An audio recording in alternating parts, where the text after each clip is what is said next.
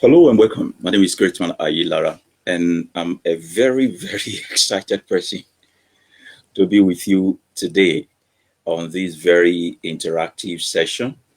And I will be having with me today a guest. We have tried as much as we could to connect ourselves on visual aspects, and there's a lot of electronic hiccups somewhere around there. And I believe that if we cannot really get him on visual, we can also get him on audio. But tonight we will be talking about this particular point, which is actually concerning everybody, every single one of us, and it is the foolishness of religion, the foolishness of religion. And it is my hope, my very big hope, that people will get one or two things out of whatever it is that we speak about today. Religion in itself has messed up a lot of life beyond measure, beyond even politics. And I am of the opinion that um, you know religion is like a father to politics, a father to politics. So a branch of religion is what politics is all about. And you realize that the same way it is very difficult for you to call out your pastor, your imam, even if they are doing something wrong, it's the same way you feel almost powerless to call out your spiritual leaders and all the rest of them. Now, one thing you must know is that um, either you want to call it Islam or Christianity, chunk of these things started with a replacement of the old order of things, the old order of doing things. We could date back the history of Christianity to as far back as the time of Constantine, when he was willing to take over Rome, and he needed the Christians to support him because he was like also a vagabond, an outcast. And in one of his so-called vision, he said he saw a vision of the sign of the crucifix, that those who follow that sign of the crucifix are going to be the ones to fight with him and be his ally so he can win the battle. And it wasn't seeing Christianity then as something holy. It was another pagan way of worship because they have several gods in Rome there. So he was just of the opinion that those who worship this particular sign of crucifix will be the one to join hand with him and win that battle. And so he went there to last with them. And the agreement they went into was that they are going to be at the helm of power. And being at the helm of power means that he began to appoint them as popes, as bishops rather. Because the word bishop seems so spiritual to an African person. Bishopry is not something so spiritual. It's like having the head of a community. Bishop means overseer. The overseer of what? Overseer of one or two people, overseer of a terrain, overseer of a domain, overseer of a territory. And people are becoming bishops because they have actually aligned with the Christians. So Christianity then was not because people really know what they want to do, but because they need something as an identification for them to get into politics. So it so happened that Constantine decided to make sure that um, all the worship of the abnormal gods is being replaced by what the Christians are dictating to him. So the papal started, where they began to rule the world through the instrument of religion. And I need not tell you what most of the atrocity that the popes did. I raised a very reasonable question the other day, that do you know that the doctrine of Holy Communion that you guys drink as a Christian is actually stemming from the fact that the papals were drinking the blood and eating the flesh of an African slave child before. And when the old people were like, this must not go on, they had to write the story like when Jesus said, okay, this is my body broken for you, and all of that. And while they give you unleavened bread and wine today as a member of the congregation, they still engage in that sort of barbaric cannibalism today. What was the idea? The idea was that, okay, the blood of an African child or African person can give them entry into the spiritual realm. So when they drink the blood, they get into trance. That was how the doctrine of Holy Communion started. Or you drink Holy Communion, you don't know how this thing come up. So we're saying today, let's talk about the foolishness of religion. And today I have with me here the person of Godson. Mr. Godson is here online with me today, and it's such a pity that we cannot really have him on the visual, but I'm very, very sorry about that. We have him on audio. He's joining us on audio, and I would like him to now, at this point, introduce himself. Godson, are you there? Hello, Godson. Are you there? Yeah, I'm here, sir. All right. All right. So, welcome to the program today. Well, thank you, sir. All right. So, I would just like you to introduce yourself to the people here. I believe they can hear us on the internet wherever they are listening to us from. Just go ahead and introduce yourself, sir. Okay. My name is ZUBBY GODSON, and I'm a lover of humanity, not in any way religious. I just love people knowing the truth, people getting liberated, regardless of the hate that comes with it. I just want my people to be free. But sorry, you used to be religious, right? Yeah, I used to be, very much religious. I read one of your story on your timeline where you were talking about being member of the choir and all of those things before. So I don't know if you can actually start off by letting us into uh, your background, religious background, how much you did for religion, and how you transitioned from being a religious person into becoming just a normal human being with a divine sensory and ability. All right. Firstly, I need to be I need to be honest. This is just the right place to be. Believing in humanity, not doing anything that has to do with religion is absolutely the best and the ever best place to be. All right. About my stories, I was quite a very religious man. Okay, even till now, some friends still argue and call me pastor and all of those names. Because right from childhood, I grew up in a family that worshipped God, Jesus, church every time. I prayed a lot. I did a lot of evangelism, wake up in the morning, go shout at people's vicinity compound, trying to preach Christ, trying to preach God. That's what they call all of that. Sorry, Godson. That's what they call money cry, right? Yeah, money cry. All right. All right. All right, go on, sir. I did that a great lot.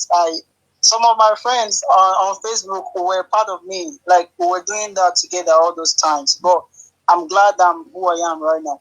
So I did all of that. I could sing very well. I've joined choirs. My family church was Assemblies of God Church. So all of the routines, we go to church on Sunday, Tuesday, sometimes Wednesday, choir practice and all of that. Although later I joined some other churches. But the truth was, I spent the majority of my time being a religious person. And so unluckily, it didn't pay off. There was no gain to eat, wasted time, or spent nights praying, not getting answers anyway. We did a lot, conducted some deliverance, pray for people, we assume they are healed, and yes, they too, they assume they are healed too, whereas they are not. Oh, but we just believe we can lie to ourselves. Oh, we believe it works, but truth is it doesn't. It doesn't. While I was as a student, then I served as a president of one of the campuses in Nigeria, one of the Christian fellowship campuses. Hold on, Godson. Hold on, please. So you were one of the papa in the university campus? Yes, that's so precisely. I myself, I I went to Ogun State University back then, and I attended. Okay. The fellowship I attended was OVCF, Ogun Varsity Christian Fellowship, and you know, all Okay. through the time I was there was a lot of things I was discovering. I was understanding people how suddenly my classmates will suddenly be elected as a pastor over me, and suddenly I had to now be calling the person Papa. Then I have to my own allowance. The money will never reach me. Oh, I will still drop it in fellowship. They will use it to rent a facility for this particular papa and the mama. The papa will be eating endlessly on my own money. So those times I was wondering what is wrong with me. But then I love music just like you, so I can do anything for music. And then being in church there was also keeping me away from bad gangs and all of those things. But then the whole thing started boomeranging when one of these so-called papa in another fellowship was arrested for being a Okay. member of cult in those days. Then I was like, okay, what are we here for? But then I discovered Wow. that a lot of guys are wasting their time, their energy, their talent just to fulfill something that is not worth it. And a lot of them actually failed. Their GP was nothing to write home about. Their GP was nothing to write home because the Yeah. focus was on Jesus, Jesus, Jesus, and then this fellowship, campus Jesus fellowship, and every all of time. those things. Please, I'm sorry for cutting you there. Please, you can continue with your story, please. No, all right. Yeah. I did all of this as well. Mm, I was very much respected in school mm, because I was an ESCO. Okay, I was a vice president, so mm, with Council Fellowship then. So it draws some respect. But the truth is, I am a very open-minded person. mm, I've gone to places. If there is someone that should see, if there is truly God, and there is someone that should see it being too real, I think I should be one of them. mm, So if I fasted a whole lot of times, you know, 3 days, 7 days, sometimes 30 days, 6 to 6. I've done all of that. There is nothing called encounter whatsoever that I've not done. I've not gone through, no drilling that I've not gone through, just to make sure I experience this person called God. But I didn't, mm, not in any way. So the open-minded me started playing out.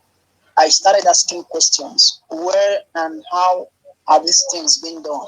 mm, Is there some group of persons seeing miracle, getting healed, getting some different atmosphere regarding God that I don't know about? I started seeking. I started asking questions. You know, when you ask questions in Nigeria, you ask questions in Africa, people see you to be a very stupid person. mm. They see you to be old. Yeah. My people love agreeing and believing in whatsoever they were indoctrinated to. Mm, mm, If I was to follow the pattern of my family, the way I was trained, I would have not known this truth today. But at some point, I had to be a human. I had to stop acting like a robot. I had to behave like who I'm supposed to behave. Started asking questions. Though I was an undercover Christian for mm. some months, but deep inside, I was asking questions. Why are these not happening like this? Why is this one like this? Who is God? Who is Jesus? I was very inquisitive with that. I found out it was all myth. It was all words. There is nothing real about it. And trust me, I'm so proud of who I am right now. Wow. I'm proud that I don't bow to anything. I'm proud that I'm not being deceived by anybody. I'm proud of who I am. I've spent money. If I'm counting the sacrifices, the seeds I've sown, the tithes I've paid, I should be a millionaire by now. The seed you sow without there was no farmland, but you kept sowing seed, expecting an harvest. I guess I'm going to say something right now. Sorry about that, Godson. I'm going to say something right now. Now, if there's anyone alive who understands the concept of or this principle of sowing and reaping, it is the pastors. And really, they do understand that concept because they know it works. But the unfortunate thing is that the concept, the method through which they put out this beautiful concept is wrong for their selfish gain. Now, the law that governs the universe is that when you sow something, you reap it. It's like flip flop. Whatever goes in comes out. It is cause and effect. Now, they understand that particular principle. But instead of them to tell people that there is an already made platform for those who really want to encounter what they call the open heaven to put their seed into, they mislead people to put the seed into their own private account. And so while they sow few minutes of talk for you, you give them so much seed. And you can see that either you put the seed in the wrong place or the right place, the seed will still germinate, just that you might not be partaker of that particular fruit. So while you sow the seed, giving it to your pastors, your imams, your sheikhs, all of them, the seed is germinating and yielding increase for them in terms of private jets and all sorts of things. But you will sow the seed because you put the seed in the wrong soil, in the wrong platform. There is nothing coming forth for you. So they tell you that it is one who endures till the end that will be saved. Another way to kill you down. So you keep sowing till the rest of your life while you are living in penury, while you are living in abject poverty. The one you are sowing to keep reaping something no man's value to the bank. And one thing people need to know is that most of these pastors, most of these religious leaders, really, if you tell them to give you the document with which they actually acquired the landed property on which your church, your mosque, and all that is built upon, you realize that it was acquired in their own name, in their own private property name. And the law that governs the nation states that it is transferable to their children only, not your children. Now, I'm going to say something now. In 1999, when they were building Canaan land, Shiloh, we were told to come and labor that the sweat of our body, if it gets to the ground, that particular ground, that is going to germinate a lot of things for us. So people came all the way from Ogun State, from Kaduna State, from Kano. Everybody came. We were cutting grass, tilling the ground, doing all sorts of things. But at the end of the day, nothing to show for it. So I encountered something. And I would like to share with you. I've said this thing before. A certain woman, I don't know what she was high upon. I don't know what she was doing. I don't know the faith that she's got. She felt like if you touch the hem of the garment of Oyedepo's Pastor Bishop Oyedepo's suit, maybe she'll be healed. And do you know that this woman was beaten into pieces by the guards and the armsmen of this man? And I was amazed. That's what's going on. Now, I just became a Christian in 1997. This is 1999. And you say you follow Jesus or whatever it is you say you follow. But look at your life. And you can't even stop your men from beating this woman. As a matter of fact, when you compare the body of this woman to a dog that was killed by a car, you would rather eat a dog that was killed by a car. And I looked at it, I said, something is not right. So upon my landing into Christianity, I started having something to query, something to think about, these people are not pure. These people are not really what they say that they are. And it was pretty much of a very stiff situation. Hello, GODSON. You're welcome back. I apologize. No problem. I understand. I want to quickly finish this particular line so that you can continue what you're saying. Now, they keep saying that, okay. I said, just hold on for me. I want to finish this line I'm on. You will continue what you're saying. Please, just excuse me for 1 minute. Just stay on the line, please. Stay on the line, please. Now, I keep asking that if these people really know anything like love at all, they should not be here this way. Why is it my parents are poor? I'm not schooling in Canada. I didn't go to private university, but the children of my pastor living in private university, schooling in private university abroad. Now, Zubi, I want to call your attention to something. Are you there? Hello?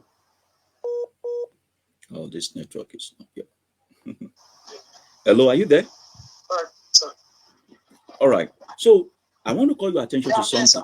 I want to call your attention to something. Now, recently during this COVID-19 pandemic, some people were doing a lot. People were giving money out. They were giving food stuff out. And there's a particular man, we love him a lot. He's a leadership pastor. He does leadership programs a lot. And he gave 13,000 naira to his church members. He created the account. Those are the ones that he knows the account number. Of course, he can't reach out to every one of them. Now, some people came to my inbox and told me that, why am I not praising this man? I said, praise him for what exactly? For giving 13,000 naira to his church members. I said, you talking to me, you have attended that church for almost 10 years of your life. You go to service almost twice in a week. If you go to service twice in a week, at least let's say the least you are dropping in the offering basket is 200 naira. We are talking about the seed sowing, you said 200 naira. Now multiply 200 naira twice in a week for, like almost whatever time in a month by 10 years. And someone want to give you money during the time you are in need, is giving you 10,000 naira. You want me to go to the highest level to praise him? Is it for giving you return on investment or for giving you the capital back? Because I don't understand what Nigeria does when it comes to little money. This is how we trade off our life and our future for a bag of rice and few cups of beans. So they say pastors are giving tuber of yam and all of those. And I said, this thing is nonsense. Why can't the pastor just quit running church and start building factories so that when this time comes, not only they will be able to give, not these stimpens and not this money they are giving, but everybody will be able to feed well to the point of feeding others also. Why must you always look up to someone before you can do something, or wanting to give someone so much credit for the little they are giving? I run a foundation. People support my foundation a lot, and we distribute money. I have other friends who do foundation work. And do you know the matter? When they get like 5 million naira, they will invest 500,000 in a project. They don't mind to take a cameraman of 1.5 million. At the end of the day, the cost of execution will be 2 million naira. They will pocket 3 million naira, and people will still sing their praise to the highest ever in this Nigeria. So I will now keep wondering that, what is wrong with our people? No, you keep giving money to someone, they cannot give account of the money. They told you if you drop this money, it will give you marital breakthrough. You are not yet married. You are not asking questions. They said if you give this money to this person, you will be healed. You are not yet healed. You keep asking. You didn't ask questions. If you go to the hospital and the doctor told you to take a drug, if it doesn't work, what would you do? Would you not go back to the hospital to go and complain?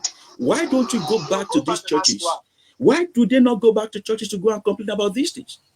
So you were talking about sowing seed. I sow Babala seed. I sow Iyalaya seed in my life. Until one day, Zubi, I realized that I'm a thief and a greedy man. I was living my life like a monkey. You know this monkey trap? You put banana inside something very small. It will put its hands. It will not release the banana. It will not allow its hand to come out. I realized that the lotto mentality lifestyle is so strong in Africa. We want to put in 20 naira and get back 500,000. So God is relevant in our lives in Africa because we think God is one Baba Ijebu or Lotto manager or Western Lotto, which will give some 10% of money and get millions of dollars back in return. Millions. So all this seed, and there's a method they use. When you go to Ecclesiastes chapter 5, there is that place they used to put fear on you. Someone was showing me a picture of a particular drug controlling thousands of heads of sheep and say, what is the difference? Say, this one dog, very small in stature, but it was controlling the rest with fear. If the dog barks, they will run. Now they will tell you that you should make a vow. When they host this program a lot to make a vow, the moment you make a vow, they will take you back to Ecclesiastes chapter 5. That is a retriever. That is a retriever method. They will now begin to threaten you that if you make a vow before God and you did not fulfill it, that God will send his angel to go and destroy the works of your hand. I said, which kind of God is that? How can God? That's exactly the method. So please, I'm sorry for boycotting, for stopping you. Please, you can go on with your narration. No problem. Yeah, you can. Yeah, you can go on with your narration, please. Just go ahead and give us light. Let me add a bit to what you said now. Okay, at first they will threaten you and force you to give. Now, when you give, and this speculated time you're supposed to receive, nothing comes up. They will twist the game and say it's now the will of God. Okay, when they were asking you to give, they are always specific that God will pay you in return. It must not pass 1 week from now. That's how they sound. And then after 1 week, 2 weeks, nothing comes up. They will tell you it is God's will and you have to wait patiently. Or they can even tell you that it is your wayward life, that it is your sin that is stopping God from looking. Now, that God did not know I'm a sinner before he collected my money. He did not know that I am weak in nature before he collected my money. It is when he's supposed to fulfill his own bargain that he now begin to find fault. You can imagine. Yet they will take you to James chapter 1, verse 5 and tell you that if any of you lack wisdom or anything, you should ask of God that gives without finding fault. You get the point. Please, I'm listening to you, please. Yeah, okay. So back to my something there. You know, sir, I use my monthly salaries to sow seeds. That was the height of it. I drank that for days, for weeks, because I wanted to impress God. Money that was supposed to help me live a good life for some weeks, some months, I will go drop it on the altar. You know, I'll cry. You know those rituals. Yeah. You cry, you drop it. You God, they are playing. All of that. ZUBBY. It doesn't count. ZUBBY, yes, they are playing slow music for you. They know that every music that runs on 2x4 will almost get your emotion. I'm telling you the truth. There is no Hillsong music. Those people from Australia that they sing, even if you are not a Christian, you will almost want to cry if you get into the groove. Exactly. It's like playing Marvin Gaye. You know that rhythm of Marvin Gaye, that sexual healing, that let's get it on kind of a thing. They know the trick that music does a lot on people's emotion. So when they set the mood right, you don't have a choice. Oh my fall, you will fall for it. And that moment they will tell you that you must give to God cheerfully. They are robbing you. They need you to laugh while they are robbing you. And people, I don't know why they can't see all these things. So I watched your video where you were singing the other day. I was happy. I mean, someone that left the religious life that should sing better is on my timeline. I do sing before very well, very very well. And when we are trying to minister to people, because I do go from churches to churches, me and some friends, so pray with some persons, preach the word to them and some stuff. Now, the very easiest way we get to their heart is through song. Okay? If we want them to easily fall under anointing, as Christians call it, we'll just sing a song. Song gets at them, you know. They have prepared their mind to emotionally fall. They prepare their mind to emotionally feel just how we want them to feel. And then when you sing a little song, you see people falling down, see people doing this. Sometimes you see them lying to themselves that they were touched, see them lying to themselves that they were healed. If I wasn't a Christian, if I've never done all of this, of course I wouldn't know much. But the truth is, we believers then lied to ourselves, all because we want to impress our pastors. He lays his hands on us, we fall, scatter chairs, and then come up with testimonies that this has happened to us, that has happened to us. But frankly, and deep inside of our heart, we know it's not true. But whatever that happens in life just happened by chances or however you planned it yourself. Your blueprint, your plans, that's just what gives rise to every product in life, plus chances. I wonder why Christians claim God does a thing or two, whereas God can't do it just the very first day you asked. Okay, someone is pregnant, he wants a baby, and he or she perhaps has prayed day one, prayed for the second day, prayed for the third day. Besides, there are very medical reasons. There are medical backings that she can bear some babies later. Yeah. But they prayed the first day. What happened? Why didn't God answer just that moment they prayed?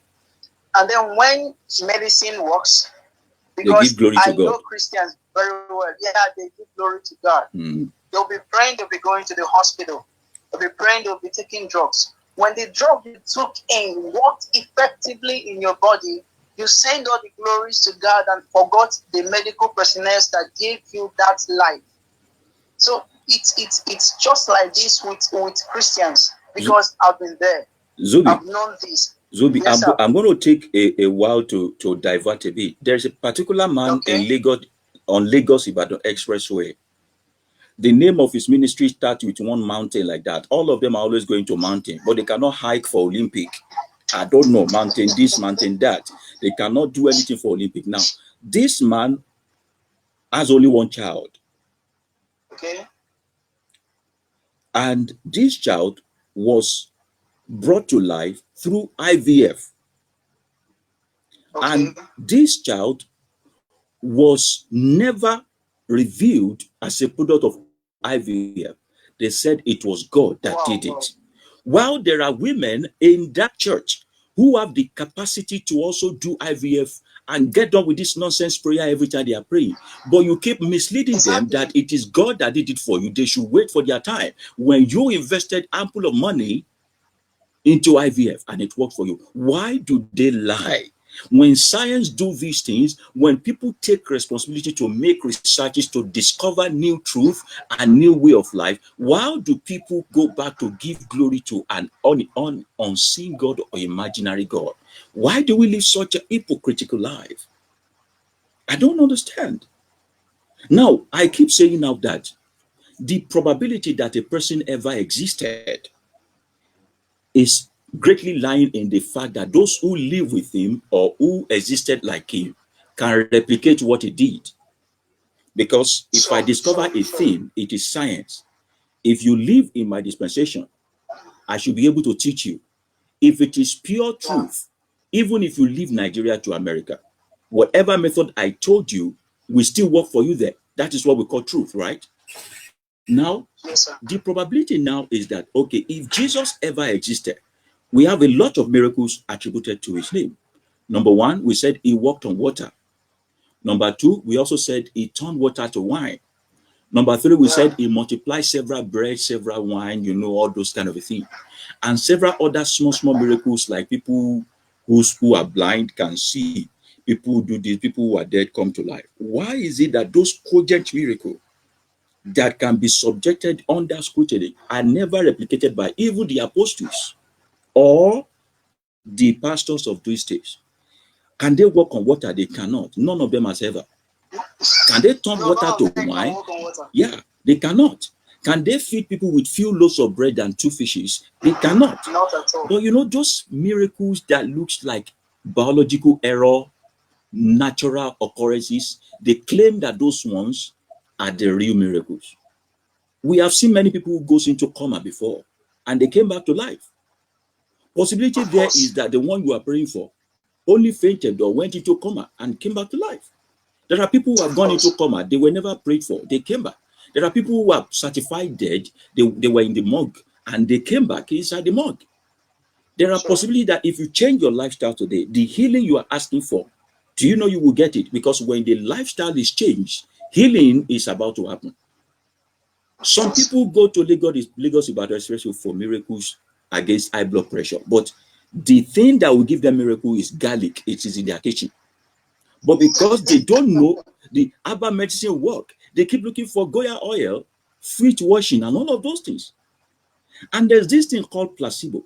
Because mankind has decided that until I step into a certain place, I cannot be healed. Your psychology begin to work against you until you get to that place you have appointed for yourself.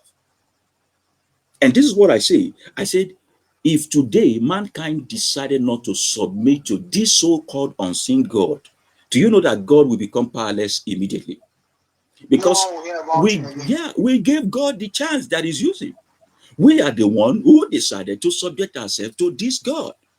And there is no way I'm going to ask you now, Zubi, that who is God? That God to you will not come from your imagination and your thought pattern. You will still go back to your brain to go and think He's omnipotent, He's omniscient. It is out of your idea. What you think God is what God is. And there is no way you will see God and tell me about God that is an animal. You always tell me about God that is a human that is bigger than you. Because an elephant will not describe a God to me as a human. An elephant will describe a higher elephant to me as a God.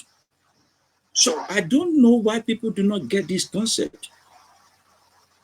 The concept of the fact that there's a need for us to open our mind up to knowledge and science. Science now is not combination of chemical. Science is pure fact finding and information. Knowledge is science. Reasoning, critical thinking, looking at the very many probability and the combination of how things could work. Have you ever prophesied before? Of course I have. Do you know that prophecy was one of the subjects that we were taught in Redeemed Christian Bible College?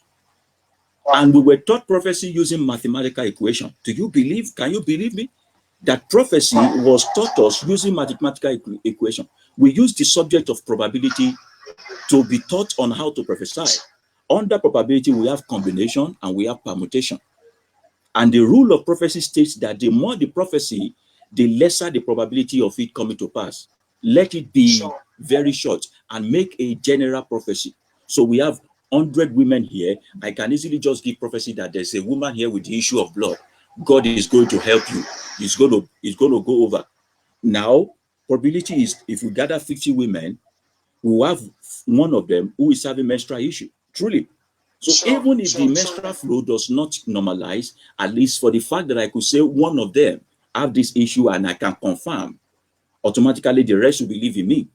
They will say I'm powerful. But what I'm doing is simply combination and permutation. That's simply what they call prophecy. Intelligence is prophecy. So I'm going to ask you a question right now. How were you able to like jump off these religious things? Because for me, I was born into a Muslim family. I read Quran. I knew the nitty-gritty of it before I became a Christian, before I dumped everything totally. Now people call me atheist. And I said, can you just call me human instead of labeling me out of the abundance of your own evil mind? Because people really strongly want you to be atheist at all cost. Now, the fact that I believe that I am the God I'm looking for still make me believe that there is a God in me. If I don't believe in the sky God, doesn't mean that I don't believe in the concept of the fact that man can be God. And I said, let's even leave the fact of God or no God. Can you just call me human being? Is it hard for us to call each other human being? Why must we be either Christian, Muslim, Hindu, Buddhist, or atheist? Why? Why can't you be just human being? And I know you must be going through a lot of attack and a lot of antagonism on your side. I would like you to just bring us through how you were able to, when you finally said, I'm tired of this thing, I want to be myself, I need freedom, and I'm ready to face the consequences of it. All right, sir. Okay, a bit of what I said earlier, I grew up in a very Christian family. Okay, Christian community, everything was so religious. And when I started asking questions, was when I opened my mind at one thing about humans, one thing about people is that they just want to remain where they are. They don't want to make that step ahead. They don't want to open up their mind. No matter what you tell some of them, they will just choose to believe what they believe in. They don't want to give it a trial. I decided to give it a trial. I decided to ask questions. I decided to stop allowing people fool me. I decided to stop giving my money to church. While I was at first then, that was many years ago, I was this naive Christian. I preached a lot.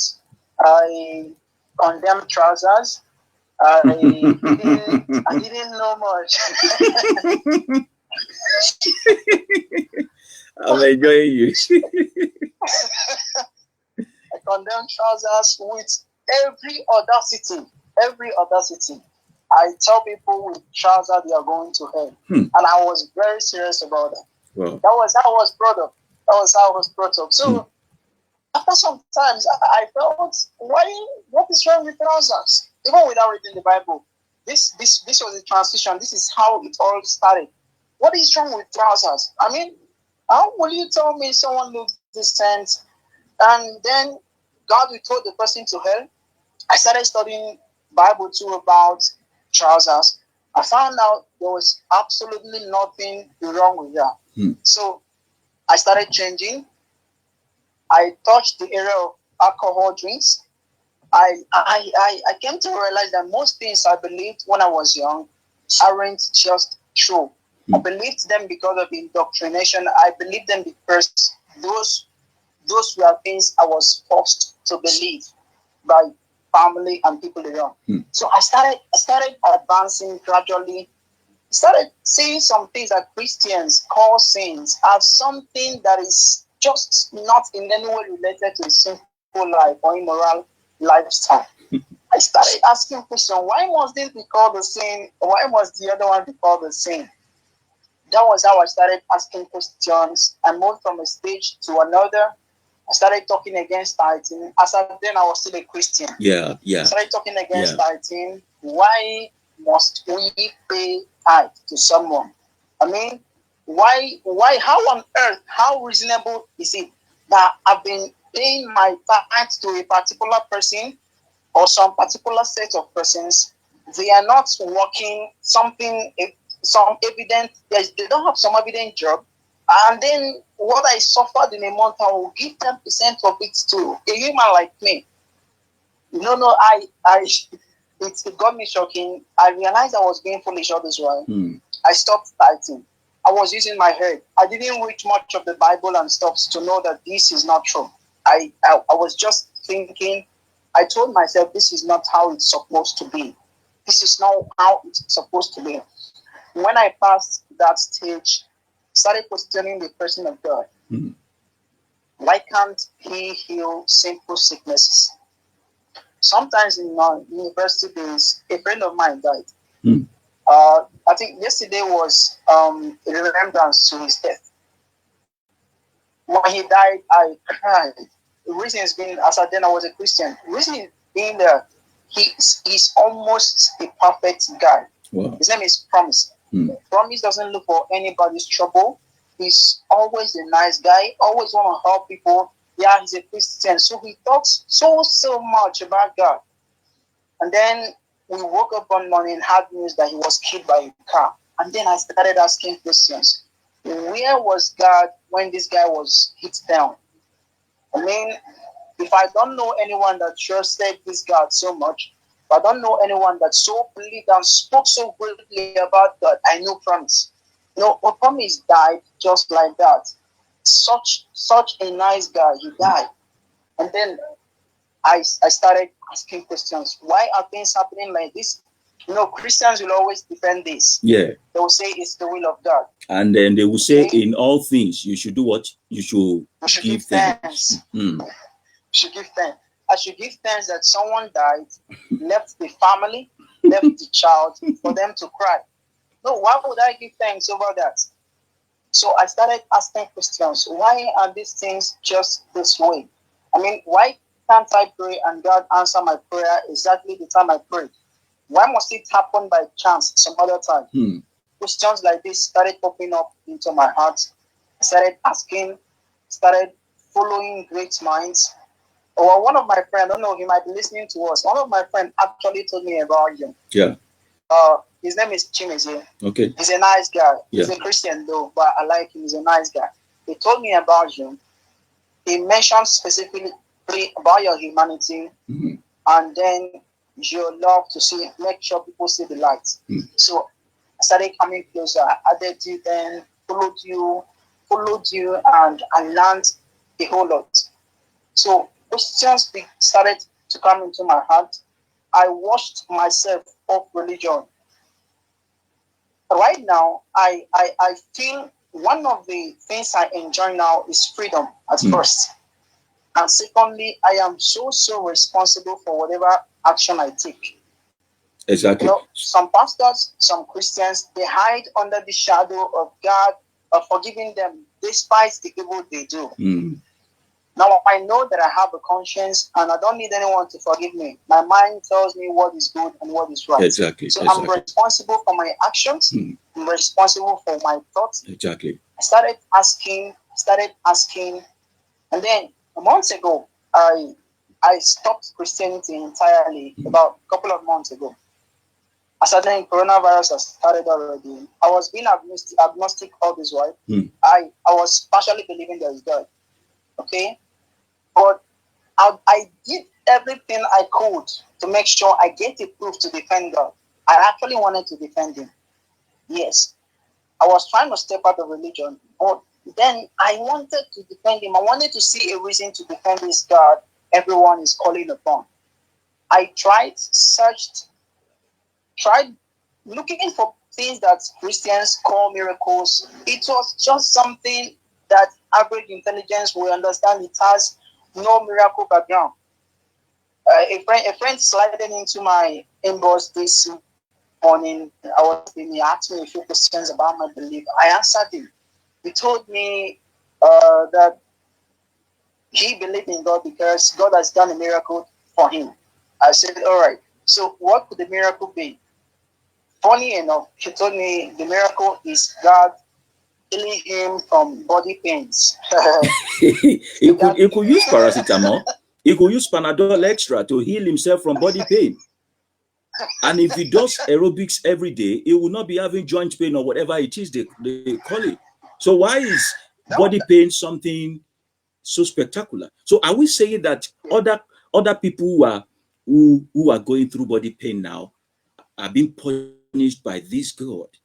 Are we saying that because they don't know something? Let me tell you something. In their Bible now, in the book of, is it 1 Corinthians chapter 15 verse 19, it says that if for this word alone, if for the reason that you want to get married, have a husband, have a child, have money, get healed and all that, if that's the essence of you saying you know this Jesus, he said you are of all men most miserable. So if the essence of you saying you know God is because of what you want to get from God, you have failed as a person. Because at the end of the day, you realize that the things you are praying to God for, another human being can solve it for you, can give it to you. You need a car. A man can give you a car. Without stress. Without stress. The visa they go to church to go and testify for, is it not human being that is issuing the car? The visa? It is. The money that they are praying to have, is it not out of waste product that we produce the money? It's like when mankind created something and begin to worship what they create. That's how the idea of being God came into being. Now I'm going to ask you a question. Now. Are we saying that if death comes either by accident or by health degradation, are we saying that death is a punishment from God for doing evil, or life is a reward from God for being good? Let me rephrase again. When people die, are they being punished by God for doing good? When people are alive, maybe they escape an accident or something, is he a reward for being a good person? And is it only Christians that die, or is it only unbelievers that die? Is it only atheists that die? Is it only Christians that are alive right now? I want to see, why do people reason that when death happens or something happens and they escape it, they now say it is God's doing? Why can't we say this is a chance? And this thing happened because we did not foresee the occurrence in the future. Because I believe that those who live carelessly, they believe in destiny. What we are doing right now, it was planned. It was a conscious effort. It is not destiny. It is not because someone said we will meet. If you say you no one do, nobody can force you. If we didn't initiate the conversation, nothing will happen today. We are taking responsibility for it. So I believe that careless people believe in God and destiny. The reason why they believe in God and destiny is because they are not careful enough to pre-plan their life and be decisive about it. So I will say that only Christians are alive right now if death is a punishment for being an unbeliever. Okay, Christians got away from this very much. I shared one of the posts where Bushiri was shouting about the year being a great year. And I wondered how great it has been so far. With people dying, with pastors and priests dying in Italy almost every day. What happened to them? Are they not serving this and that? From a Christian view, yes, Christians will say it is the will of God. When you ask them questions, they can't be able to answer. They push it down to God's will. Some of them believe that, death is a reward for a sinful nature. Death is a reward for some kind of sin and offenses against God. And then I keep wondering, what about people that did not offend God, but yet they died? What about the small babies? What about infants that did nothing, that has not experienced any kind of sin, but yet they're dying every day? It all boils down to the fact that nature has death in it, and it has nothing to do with God. It has nothing to do with God, because even the reason why, the only reason why you know happiness is because there is sadness, right?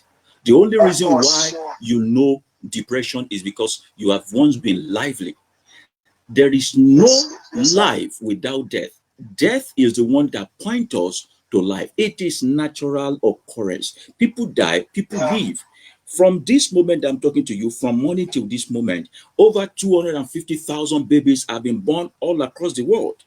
Over 70,000 people have died all over the world. When you go to livepopulation.com, you will see there that this thing is not something spectacular. Okay, if you escape death today, will you not eventually still die? Are you going to live forever? Now, let me now show you something. The reason why these people believe in that stuff very well. When you go to the Bible, you'll see that the God that was created and the God that the Christian folks they serve is a God that actually relish in disaster and catastrophe. Now imagine that this God told people that they should worship him, and they said they want to live a free life, and he sent a flood, even though the flood was it was a very weak story. I don't know, when you say you kill the old world, you erase the world with flood. The sons of anarchists, the Nephilims that came again after Noah was saved, where did they come from? That was a weak story. Now I'm asking. Now, you said it was only Adam and Eve that was created first. When Cain killed Abel, according to their story, who was Cain referring to by saying that those who find me will kill me? Who was he referring to? Because I'm a vagabond. I've had this question before. No one answered it. This is the foolishness of religion. Now, this God one time told the children of Israel to go back to Amalek, to go and wipe off everybody here. Specifically, he mentioned that even the suckling child and the strangers who are passing the night in that land must be wiped out. I said, why? Kilo, they waiting happen. What did they do? I traced it back. I realized that it was because the Israelite was not permitted a visa to pass through Amalek as a land when they were coming out of their fake Egypt that they said they came out from. Because when you go back to the history of the Egyptians and you relate with the archaeologists and go deep with the scrolls they have discovered, there was no mention of that great exodus from Egypt. There was no mention of Moses in Egypt. They know all these things are fluke. That's why they keep telling you in the Bible never to go back to Egypt, because they know the moment an African person go back to search for whatever happened in Egypt, you will be wise forever. You will find out what is going on. Now this God kept telling them, go and kill this, go and kill this. Person say, "Now me get this land. You won't take over my land." Everybody now turn themselves to Omonile. Because someone is not giving you their land, you say, go and kill them. Kill. Up to the point that even when you want to deploy salvation plan, you still have to kill another human being. From Genesis to Revelation, you will see everywhere is just bloody, blood. That's not a book to introduce your child to if you don't want the child to know what they call violence. Because the very basis and the foundation of creating this God was on violence. So when they do it, it is okay. When we do it, it is bad. When you go to Islam also as a religion, you realize that this force of thing, okay, everybody must bow down to Allah subhanahu wa ta'ala, that the rest are infidel. How do you call yourself omnipotent God, omniscient God, and God who is awesome and all powerful? But you created some people to be Muslim, you created some to be infidel, and you are charging the Muslim to go and kill the infidel. Why can't you just make everybody a Muslim? And now you are saying that to evangelize Islam now, people need to draw their sword, kill their brothers, so that they will come to heaven and get 72 virgins. Now, Zubby, let's take a look at this. Let's take a look at this. I would love to go to Islamic heaven. It's a heaven of motel, brothel, club, and all those things. You will enjoy yourself. If you go to Islamic heaven, you will enjoy yourself, because they say the best of wine is there for you. The best of wine is there, and women 72 virgins. When I was a Muslim, it was 72. Some sheikh are turning it to one and something now. I said, do they use sex to do you? When you kill people or you blow yourself up, which manhood do you use to have sex when you get to heaven? Why do people think this foolishly? Why do they think this way? Now, the law now, Zubby, listen now, the law now states that you have to disvirgin these 72 virgins every morning. As in, they are so perfect that when you disvirgin them this morning, tomorrow morning, the hymen would have returned back to the place, and you have to still do the thing again. So while you are really losing out on energy, I guess that's why they are giving you wine. So that while you are doing the, you'll be using paraga to chuck up, and that looks like hell to me. That looks like a place of torment to me. I don't understand why people fall for this cheap stuff. Someone told you that heaven, you get to heaven when you blow yourself up. Why didn't he give the bomb to his own children to go there? Now, Muhammad sallallahu alaihi wasallam, let's do it the way they do, said that those who go to heaven through jihad are the only one that will land into paradise. Everyone that dies a natural death, we still first go to Jahannama. Jahannama is hell. They will be burning in hell until the judgment day. Zubby, are you listening to me? They will be burning in hell till the judgment day. So how do I follow a man that did not die during jihad, which right now is still burning in hell? Am I mad? Am I foolish? Will I listen to a man who does not go to paradise straight, who is still suffering in hell as we speak? And they said the Malakas, when they come to hell to come and call out the faithful, that they will identify them by this mark. You know, when Muslims pray a lot, there's this mark that is always on their forehead. That is, by that mark, they will identify them, that all their flesh, everything will be burnt, but that place will not burn. I said, what does it take me to go and eat my head on a wall or just injure myself there? Then I die. Do evil all through the days of my life. Then I die. I go to hell, be burning, because our leader is also still burning. Then when the day of judgment comes, they will just look at the mark and they will pass me into heaven. The idea of purgatory came from that.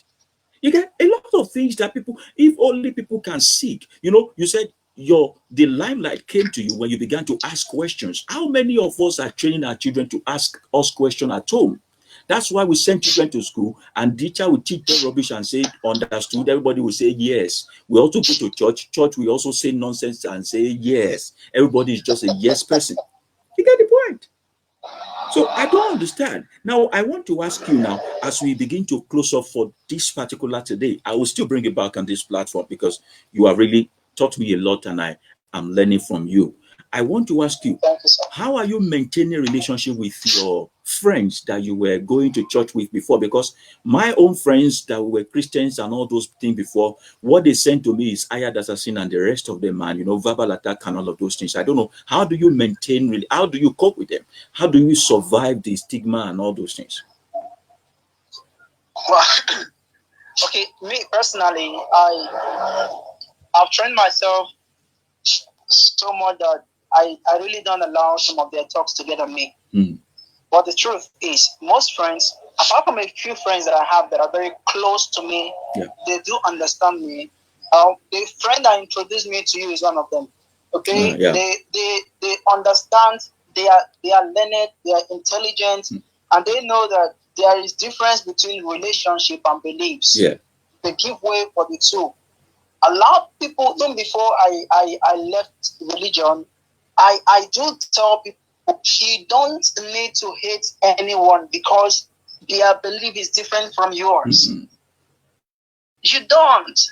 I listened to Shekau the other day. Although I don't hear Hausa, but someone translated it. What he was saying, that he's killing for Allah. He was actually praying to Allah. Pleading to Allah. Allah should save him from the Nigerian army. I don't know if that was a mind game, but that was all he was saying. That he's doing righteousness for Allah and all of that.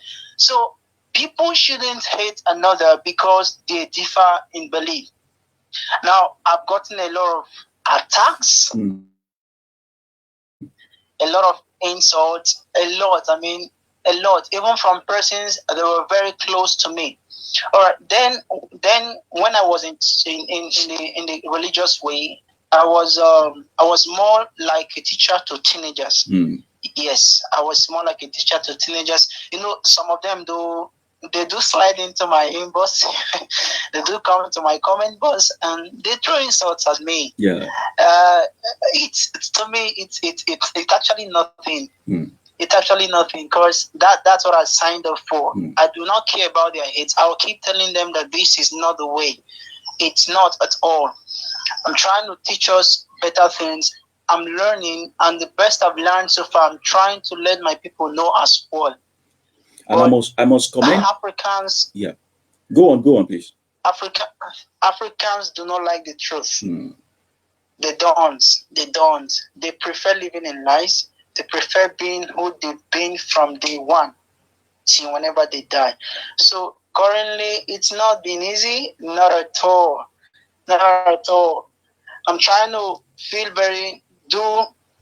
trying to not let it come in between me and my family. Yeah. Because that's a must. That's one thing I must do. Whether they like my belief or not, I just have to play the sheep game and be at peace with everyone. But for friends, the insults are coming in, the attacks are coming in, a few threats too are coming in. But the truth is that I still love them even more than I do before. Because joining this League of Humanity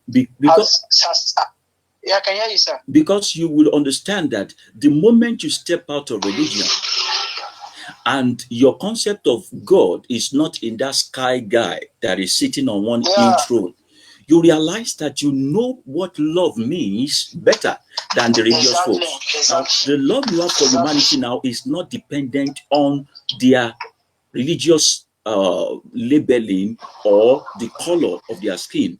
You just flow with them. And while you may be looking for their goodness, they may be looking for your own downfall, but you will realize that something in you may be angry tonight and say, I'm not doing much for these people again. The following morning you wake up, you are restless. You just want to help. Yeah. I told you before we came online, I said, speaking the truth alone is a humanitarian work, because when the truth comes, deliverance follows. And if only African people can understand that they are in bondage, either as a Christian, Muslim, Hindu, whatever they say, the moment they are able to conquer the religious slavery, they will be able to stand up to the politicians, and we will create a paradise for ourselves on this particular continent. And it will be a continent that is worth visiting, worth emulating, worth coming to. Now, you must also know that people will say, okay, oh, you are seeker, you are this thing is not a religion and all of those things. And I guess I'm tired of telling them that seeking is not a religion. Seeking is an English word. Trying to scrutinize, to critically, you are thinking that, is this right? Is this, if you are asking, I said everybody is seeking for something. A Christian is seeking for the sky god. A Muslim is looking to how to seek seeking on how to seek Allah and all that. A Buddhist is seeking for something else. Everybody's, but some people are just seeking for the truth in all of these things. What is the truth? And one thing is that the truth is according to everybody's personal customization. Sometimes what is true to you might not be true to me. But the real truth, if you speak it, it will hurt everybody, including yourself. Have you ever spoken some things online before that you know you are speaking to yourself? But irrespective of the fact that it's hurting you, you have to speak it all the same. Now, religious people don't do that. They just speak the truth that will affect other people. They use truth as a weapon of mass destruction. While other people who are not religious use truth as a weapon of mass liberation for others. So I don't know. I must commend the way you undo people in your comment section. I come there, I read it all of the time, and I must tell you that you are very temperate as a person and quite very calm also. Not like me. In fact, sometimes I just get tired. I just get tired because the way some people will come and what they will type, you will now be imagining that when did you become friends with this kind of human being? How did they go to school? Is it comprehension of English language or hatred that is blotting out whatever it is from your head? So I must really commend you. I believe very soon I'm going to be bringing you back online. We will continue this foolishness of religion. I want to learn from you concept of hellfire, concept of heaven. How were they created? Who are the people going there? What are the religious background and backup to get into this heaven? If we remove heaven, God, hell, will people still go to church or mosque? If we take them out of poverty, give them 24 hours light, make their life better, create a paradise on earth for them, will they still remember that there is one God or something? Will they still, if we decided to make even our village the most enterprising place and the most attractive place, will they be hating their village people? Will they still feel that the powers of their father's house is against them? I would love to bring you back and we'll discuss that extensively on this particular platform. I just want to appreciate you. I don't know if you have some few words you want to encourage people with right now about your own freedom and how you have been enjoying this peace of mind so far, so that we can let them also go. All right, sir. Thank you very much, sir. You're welcome. I just love humans. I don't know. I just this part has led me to love people even more than I did before as a Christian. So I want to tell everyone, it's better to try it out. Have an open mind.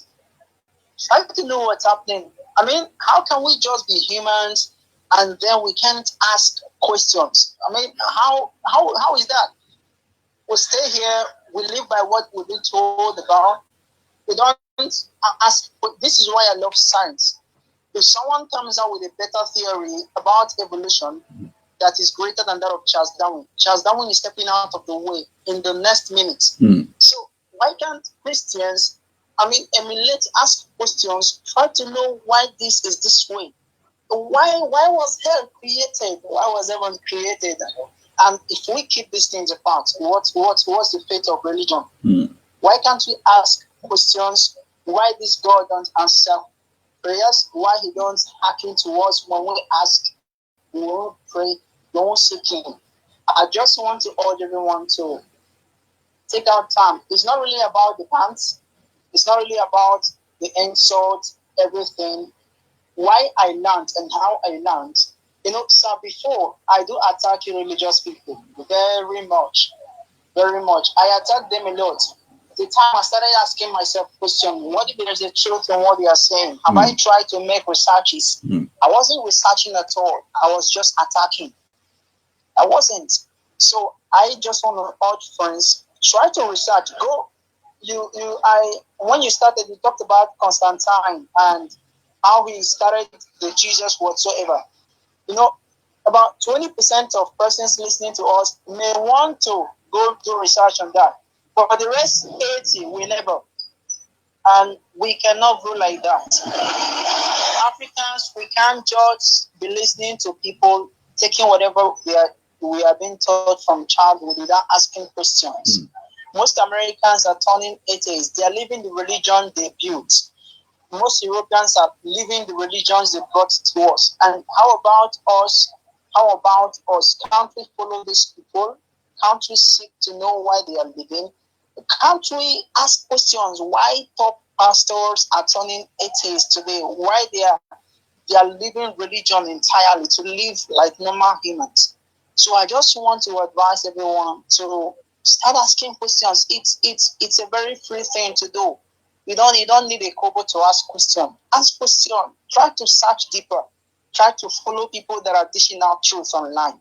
It's not just attacking them and throwing hate. Try to know what they are saying. Someone can't just be convinced about a thing without a reason. I can't be so convinced about being a human without seeing facts regarding it. I am so convinced about who I am right now. Totally convinced. There is nothing shaking my leg. I'm sure that this is how life is. The decisions I make is what matters, and that can for me. There is no God anywhere listening and hearkening to my prayers. So I want them to ask questions. They should ask. They should seek. Let's go beyond the internet. Let's go beyond talking in the comment box. Let's go beyond attacking people, throwing threats, wanting to kill each other.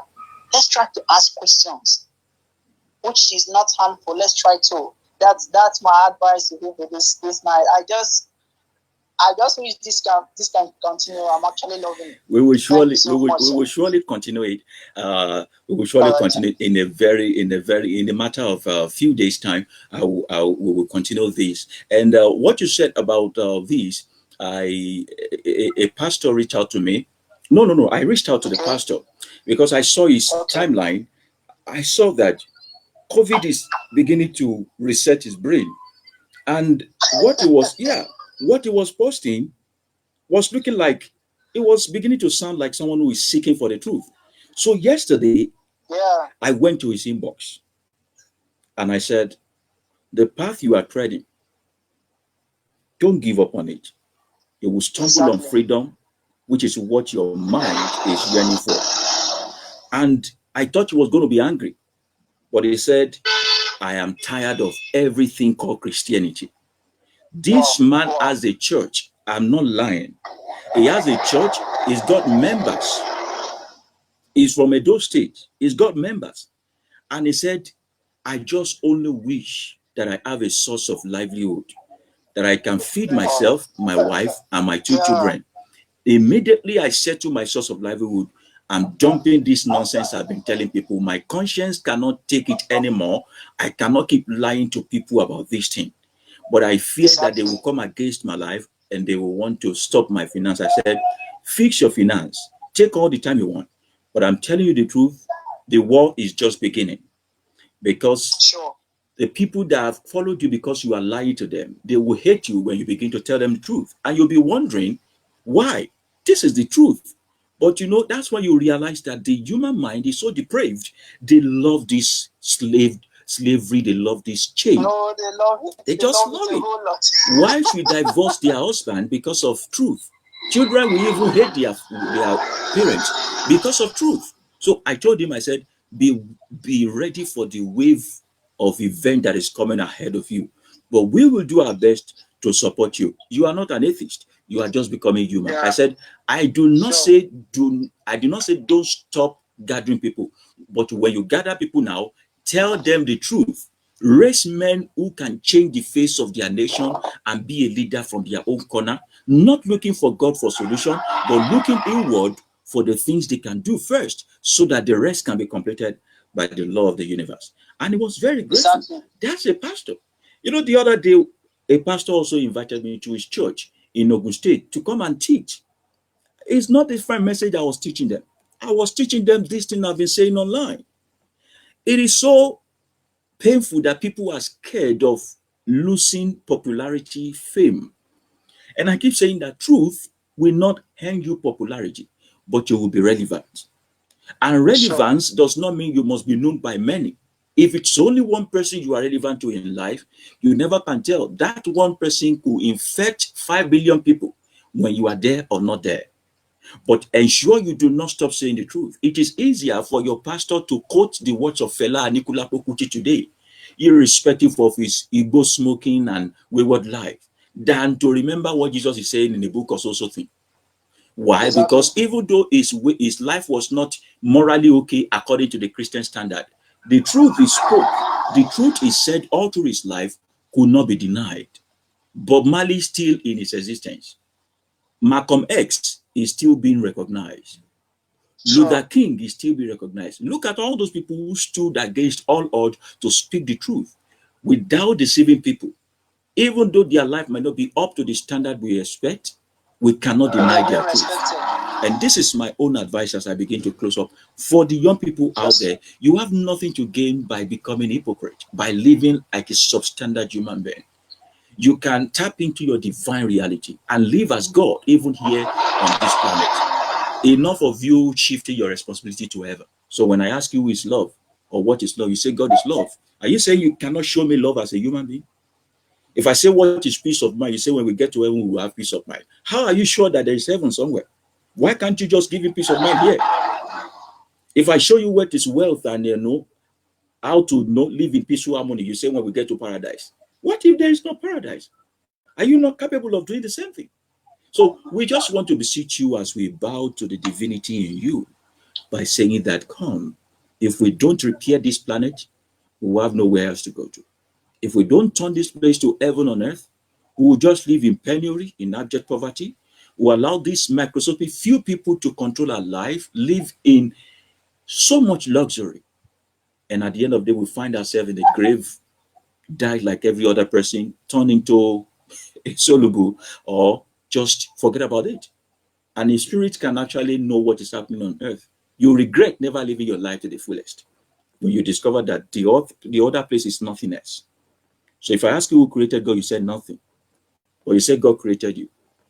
So if what created God is nothing, and the nothing was created something, and you will also return back to nothing else. If nothing created your God, but your God created you, and you have to return. Even if you return back to God, God will return back to nothing. And at the end of the day, you realize that nothing happened, nothing awaits you after death. The highest that will happen when you die is that people will miss you. That's all. They will move on with their life. And that's all. Thank you very much, Zubby, for joining us today on this particular program. I can't wait to bring you back on this platform. You have really taught me a lot, and I'm also learning from you. Thank you, thank you, thank you, thank you. Thank you very much, sister. Thank you. See you some other time. People can link to you. Oh. Hello? All right, sir. Thank you so much. Yeah, you're welcome. So you can follow Zubby. I said if people can listen. Go on, go on. No, I said if people can listen to what you're saying, you're going to learn a lot. Let's all get this freedom that we're looking for. There is no God anywhere. Thank you so much. You're welcome. You're welcome. So you can follow Zubby on his social media, especially on Facebook. Zubby Godson. Zubby is spelled ZUBBY, Godson. Zubby Godson on his Facebook timeline. Connect with him. He's a great mind, very calm, handsome guy, and he's very temperate. When it comes to temperament, he's better than I do. He's better than I am, rather. Way better than I am. And I must give that kudos to him. I'm still working on my own temperament. And if you just want to join the group that we belong to, the Seekers group where we liaise together, share information and all that, you can just download Telegram application on your phone and go through the link below. 1 million seekers. That's the numbers of human beings we want to turn into seeking critical human beings who are quality enough before we exit this particular planet. And whatever you do, keep asking questions. From asking, it will sample into light. From light, it will become illumination. From becoming illumination, you become a salt. You preserve life. And the moment you are light and also salt, you are the word of life. Namaste now. And thank you very much.